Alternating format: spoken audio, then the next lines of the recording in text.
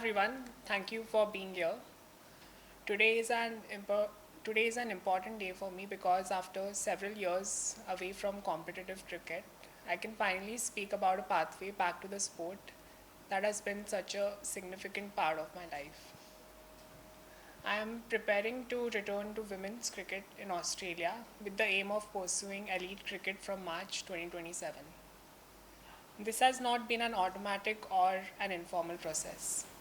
Cricket Australia has a framework designed to balance fairness, competitive integrity, and inclusion in women's sport, and my case has been considered through that framework.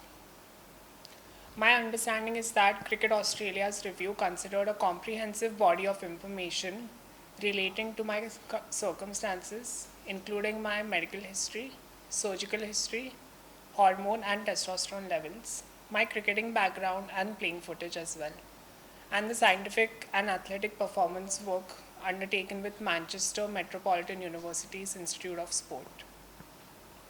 I appreciate the thoroughness of that process. For me, it was important that this was assessed through an established sporting framework rather than simply being a question of public opinion. I have also undergone gender affirming surgery, and I no longer have testes, which means my previous primary source of testosterone is no longer present. My most recent blood test in July recorded total testosterone at zero point 0.6 nanomoles. That is within the female reference range reported by the laboratory. My understanding from Cricket Australia's clearance is that my eligibility for elite women's cricket from March 2027 remains subject to the applicable policy requirements, including a blood test assessment at the same time. If that March 2027 test confirms that I continue to meet the required testosterone criteria, I will be eligible to pursue selection for elite women's cricket, including the Women's Big Bash League pathway. And I want to make another point very clearly. Eligibility is not selection. Cricket Australia has given me a pathway, which does not mean that I have been given a place in a team. I still have to train, compete, perform, and earn that opportunity. That's exactly how I want it. I don't expect my history or my identity to earn me a place on a cricket team. I want my cricket to earn me a place on a cricket team. I know the standard of women's cricket is extremely high. I know there will be scrutiny, questions, and different opinions. I respect that women's sport has legitimate considerations about fairness and competitive integrity. At the same time, I believe inclusion and fairness do not have to be treated as mutually exclusive principles. Good sporting policy should be capable of considering both. This is why I respect the process Cricket Australia has followed in considering my case. For me personally, this is about more than a policy decision. I began playing cricket because I love the sport. I competed because I wanted to become better. And when I transitioned, one of the most difficult possibilities I had to confront was that cricket might no longer have a place for me. I spent years trying to find a way back. Today, I finally have a pathway to try. I'm not claiming that I have made a team. I am saying that I have been given the opportunity to compete for one, and I intend to work for it. I hope that my journey can also contribute to a more informed conversation around transgender athletes in women's sport and how sporting organizations can approach these questions responsibly with evidence, individual assessment, fairness, and respect. But ultimately, I want the conversation to come back to where it started from me. Cricket. I want to train again. I want to compete again. I want to walk back onto a cricket field again. I spent a long time believing that chapter of my life was over. Now I have the opportunity to write the next one. Thank you. Any questions? I've got this letter of proof with me right here from Cricket Australia. I'm going to read it for y'all. Dear Anaya, thank you for your nomination and the information provided in support of your eligibility application under Cricket Australia's inclusion of transgender and gender diverse players in elite cricket policy. In accordance with Cricket Australia's policy, an expert panel was conveyed comprised of Jackie Partridge, the CA of Head of Integrity, Emily Yates, Peter Roach, Dr. Peter Harcourt, and Dr. Pip Inge. Following consideration of your application, we confirm that subject to ongoing compliance with the policy, you will be eligible to participate in elite cricket from March 2027. Under Cricket Australia's policy, a player seeking to participate in the female category of elite cricket must establish their serum testosterone concentration has been below 10 nanomoles continuously for a period of no less than 12 months. Based on the medical information provided, this requirement will be satisfied in March 2027.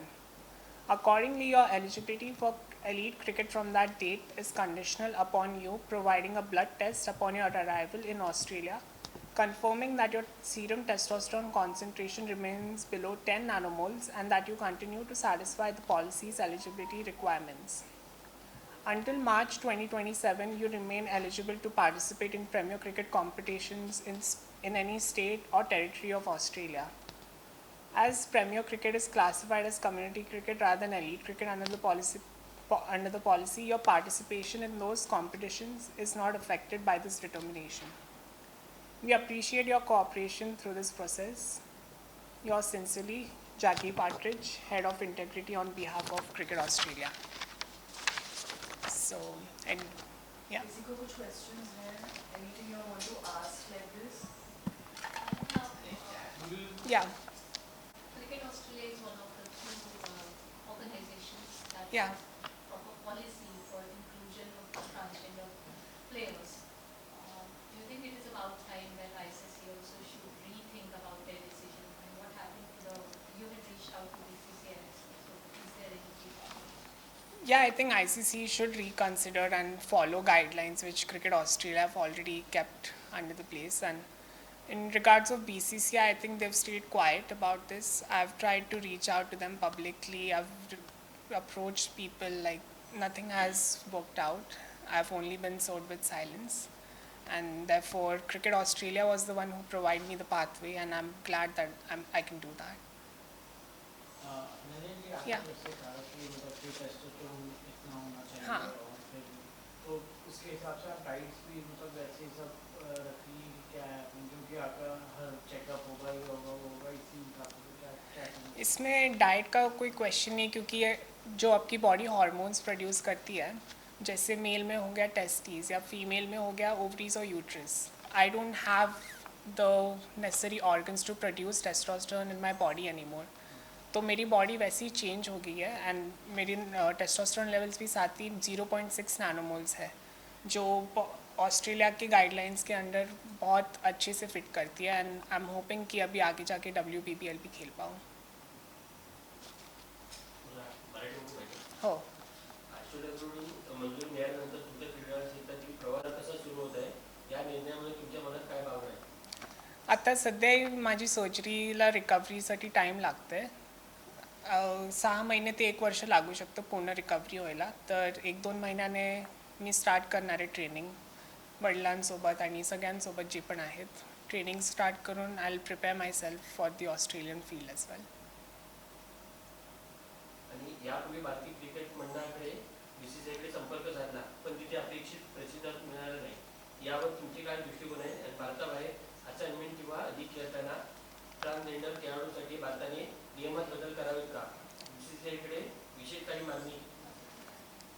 तेच जे आता जे cricket ऑस्ट्रेलियाने fairness आणि इन्क्लुसिव्हिटीवर जे guidelines set केले आहेत policies, तशीच काहीतरी आपल्या इंडियामध्येही असायला हवे. आणि I hope BCCI does something like this in the future.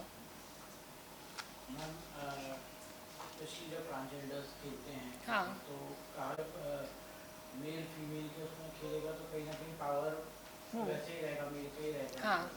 तो आपको लगता है कहीं ना कहीं BCCI इसीलिए जो है आपको यहाँ पे खेलने के लिए नहीं कर पा रही है? आई थिंक इस मामले में लैक ऑफ एजुकेशन का बहुत है मुद्दा, क्योंकि यहाँ पे जो पॉलिसीज़ भी सेट हो चुके हैं, ऑस्ट्रेलिया की टीम में रिसर्चर्स रह चुके हैं, उनके हेड ऑफ डिपार्टमेंट्स है, they have all the research and scientific banking towards it. So scientifically देखें तो after hormones and everything they don't subject that trans women have any unfair advantage. That's why वो guidelines set हो चुके हैं. And जबकि मेरा case रहा, मैंने मैनचेस्टर यूनिवर्सिटी के साथ भी कोलैब किया था, उन्होंने मेरे बॉडी पे टेस्टिंग की थी with doctor Blair Hamilton, and वो टेस्टिंग के बाद भी पता चली कि मैंने जब 1 साल कंप्लीट की थी हार्मोन्स पे, तो मेरे पास कोई अनफेयर एडवांटेज है नहीं in terms of my physical strength. Your favorite cricketer? Favourite cricketer, पहले विराट कोहली था. I think now I really like how Abhishek Sharma plays. So yeah And you're dreaming of playing in women's cricket. Yeah. So, which are the players that you're looking forward to maybe playing with the country? Because Yeah, like- Oscar Merritt played there, so that is true. Abhi, when I play WBBL, like I'm really looking forward to play some of the India's greats like Harmanpreet, Preeti, Jemima, and Elise Perry as well at the same time. So, I, like if that happens, that'll be a huge thing for me, a huge moment for me. Yes.